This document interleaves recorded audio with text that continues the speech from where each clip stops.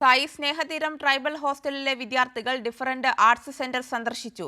ഭിന്നശേഷി കുട്ടികളുടെ കലാപരിപാടികളും മാജിക് പ്ലാനറ്റിലെ ഇന്ദ്രജാല വിസ്മയങ്ങളും ആസ്വദിച്ച ശേഷമാണ് ഹോസ്റ്റലിലെ കുട്ടികൾ മടങ്ങിയത്.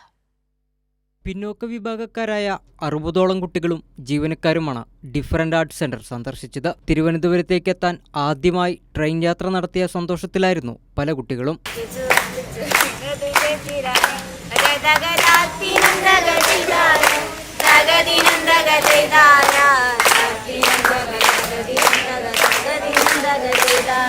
ഭിന്നശേഷി കുട്ടികളുടെ കലാപരിപാടികളും മാജിക് പ്ലാനറ്റിലെ ഇന്ദ്രജാല കാഴ്ചകളും കുട്ടികൾക്ക് പുതിയ അനുഭവങ്ങളായിരുന്നു. സന്ദർശനത്തിനിടെ നാടൻ പാട്ടുകൾ പാടി ഭിന്നശേഷി കുട്ടികളെ കയ്യിലെടുക്കാനും അവർ മറന്നില്ല. Different arts center executive director Gopinath മുതുകാടും മറ്റ് ജീവനക്കാരും ചേർന്ന് കുട്ടികളെ സെന്ററിലേക്ക് സ്വാഗതം ചെയ്തു. പുത്തൻ കാഴ്ചകൾ ആവോളം കണ്ടു തീർത്താണ് കുട്ടികൾ തിരികെ ഹോസ്റ്റലിലേക്ക് മടങ്ങിയത്. കൈരളി ന്യൂസ്, തിരുവനന്തപുരം.